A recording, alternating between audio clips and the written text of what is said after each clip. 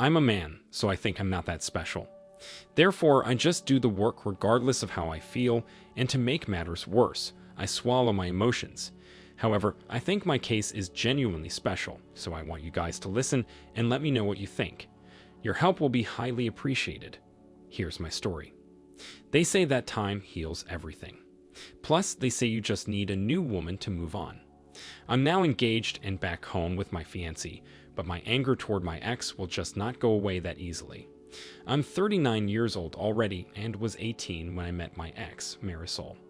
During that time, I was a member of a Latin Kings band. I had been in that gang for 5 years and always found myself in and out of trouble. Thankfully, Marisol helped me change for the good. She was a church girl, so she was the complete opposite of what I was. We were like night and day. Somehow I thought we would complement each other. You'll understand why I was wrong, but anyway, let me explain to you how I met her. My grandma, a pious and devoted Catholic, dragged me to Sunday Mass, and when I saw Marisol, I fell in love right off the bat. I asked my cousin, who was a friend of hers, if he could introduce me to her, but he refused. He said that he didn't want me to ruin her. He was right, but she got my head in the clouds. Have you ever met someone that you wanted to make yourself better to be with? Wanted to be that man who would walk the right path? That was her. When I found out that she was going to church almost every day, I hung out by the steps, talking to her. I always walked her to and from church. She made me feel like I wasn't worthless. I forgot my love for Jesus Christ, but she was like a faith reminder to me. I felt like the Holy Spirit was invading me. On top of that, I finally gave up on gang life, got my GED, and became a regular churchgoer. One thing led to another, and we ended up dating. I couldn't stop thinking of our promising future together, away from the dangers of the gang lifestyle. However, I got unintentionally pulled back in. I was at a store and ran into someone that I used to have problems with. They were running their mouths and I tried to ignore it. I swear I did. I just let them talk and I walked away, but then I got stabbed in the shoulder blade and lost my mind. I beat that man. I just couldn't accept this violence, plus I'd probably die if I didn't fight back. Anyway, I got arrested and suddenly, it was like the things I did to make my life better vanished. Marisol was mad at me. My grandmother kept bringing up my past mistakes, and my cousin was telling me that he knew that I wasn't going to change.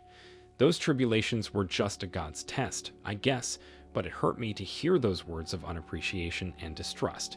My public defender saw me trying to better myself and, by the grace of God Almighty, got me off after a month in lockup. Despite being angry with me, Marisol visited me almost daily. I really appreciated her understanding, and for me, she was the light at the end of the tunnel. I endured that unjust imprisonment just to be with her again. A month after I got out, I found out I was going to be a father, and I didn't want my kid to have a dad that was dead or in jail. God blessed me with a son and another huge test that would tell if was a man of value or not.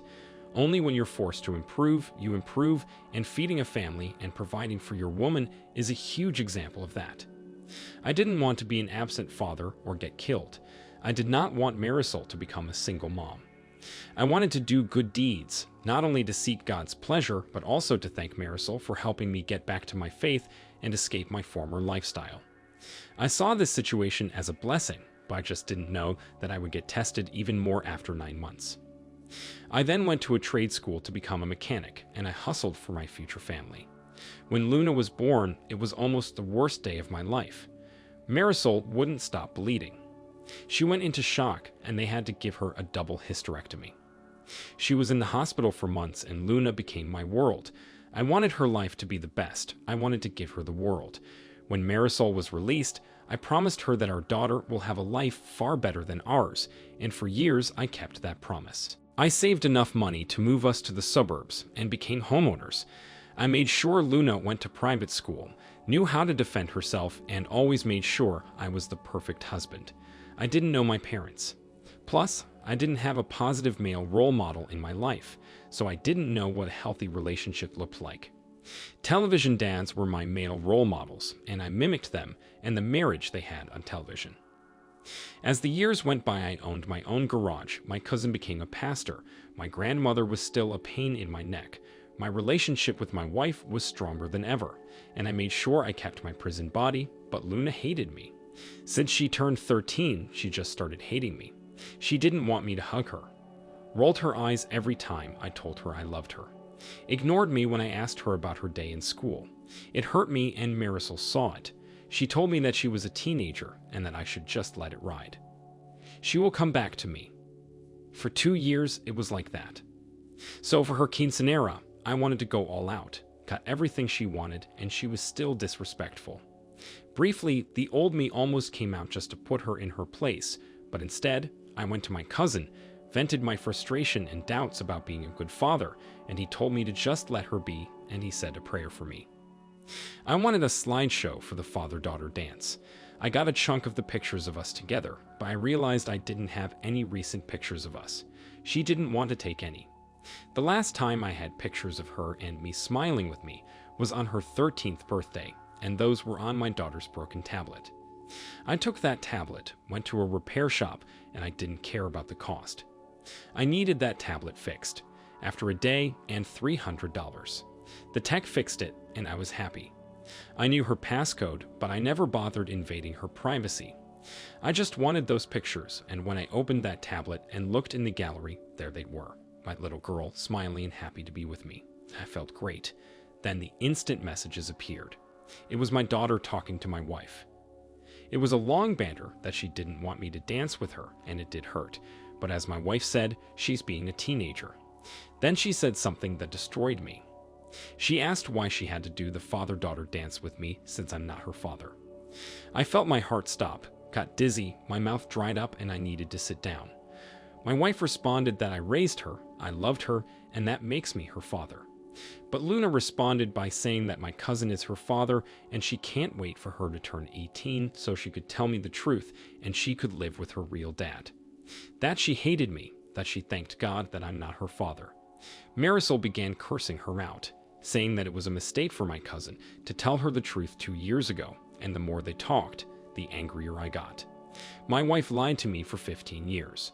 My cousin, whom I confide my issues about Luna and my fears about being a bad father, not only slept with my wife, but had me raise his child. I wanted to hurt them. I felt a mixture of anger, sorrow, and grief. I wanted to scream, cry, and die at the same time, if that makes any sense. Not only did I believe that my wife was faithful, the very guy who was supporting me during my tough times, my cousin, was the kid's father. That's a double betrayal. But you know what? Revenge is a dish best served cold. It was about time to give these traitors a taste of their own medicine. I went to a dark place, so I wouldn't do anything stupid.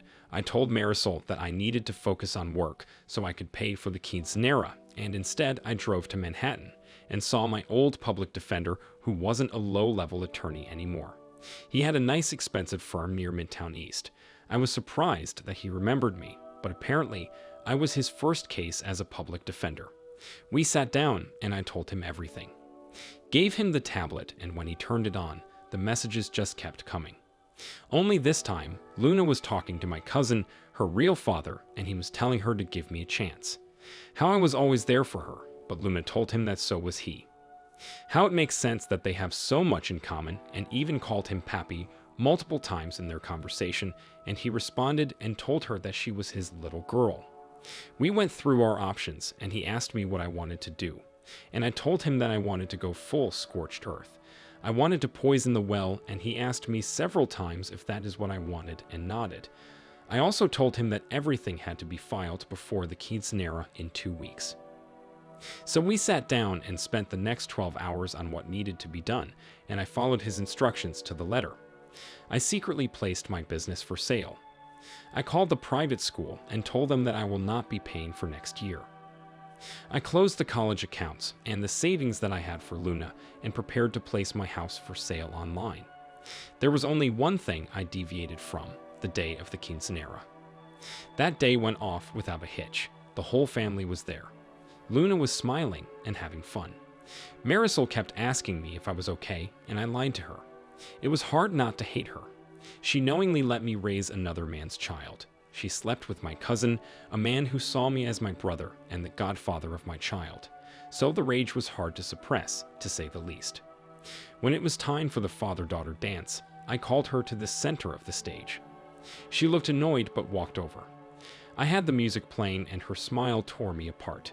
For years, I wanted to see that smile again, and now I didn't want it. As we danced, I had the slideshow playing. Then there were pictures of the two of us, and towards the end of the song, screenshots of her text messages with her mother and real father.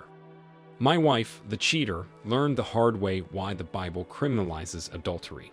And my cousin learned the hard way why you shouldn't put your hands on another man's woman. Both acts have severe consequences. Needless to say, this didn't bode too well. Marisol looked like she saw a ghost, Lumina just kept staring at the large screen, and my cousin just stared at me with fear. Marisol ran to me and told me that she could explain, and I told her that I filed for a divorce. She could explain it in court. She grabbed my arm, begging me, and I pulled back. I told Luna that I worked a lot to give her the world, and now she doesn't deserve it. I began to walk out, but not before telling my cousin that every time I see him, I'm going to knock him out. Then I knocked him out. The aftermath was harsh. Marisol and Luna were at my grandmother's apartment. Her family was shocked and disgusted with her. They wanted nothing to do with her. Her father actually apologized to me. I don't know why. He never liked me despite turning my life around. That man hated me, but now I was the perfect husband and father, but just a few days prior, I was the devil incarnate. My grandmother had the audacity to tell me about the story of Abraham, and how when came back from battle 3 years later, his wife had a 1-year-old child, and he raised him as his own, and how I should be like Abraham, so I told her to get out of my house. All those religious people were the biggest sinners on the planet in my eyes. I admit my past sins, especially the years as a gang member, but at least I gave up on that lifestyle and became a good provider and husband. In contrast, these religious individuals were nothing but traitors. She wanted to go to therapy, but I just didn't feel like it. Once a cheater, always a cheater. Plus, she thought I was overreacting. To make matters worse, she acted like she was a telenovela actress, blowing up my phone after she learned that I sold my business and I put our house on sale. To this day, I don't know what hurts the most. Being lied to by a woman who you thought was the love of your life, or having a child whose life you tried to improve and give the world just toss you aside like trash. Fortunately, I didn't need to pay any child support, and the female judge was absolutely fair. God bless her for her understanding. I'm a man well treated by the judicial system. That's a great accomplishment. Still, I'm not over what she did. OP, you escaped a toxic lifestyle and came back to your faith. That's admirable, and you're a great example of discipline. It's natural that you reacted badly when that gangster stabbed you in the shoulder, and you should not have been put in prison. However, all this proves is that Marisol wasn't the one for you, since she cheated on you with your cousin and lied to you for 15 years. Once a cheater, always a cheater. And let's not forget your cousin. He's a traitor too. Now that you're not providing for your ex-wife and your cousin's kid, they're both contacting you and trying to make things up. Keep in mind that you've just made the right decision, and you shouldn't feel any regrets for ignoring those liars. Thank you for sharing this admirable story with us. I wish you all the best going forward. Thank you all for taking the time to listen to today's story. If you enjoyed listening, please feel free to like and subscribe if you haven't already. Also, comment below with your thoughts on what happened. Take care.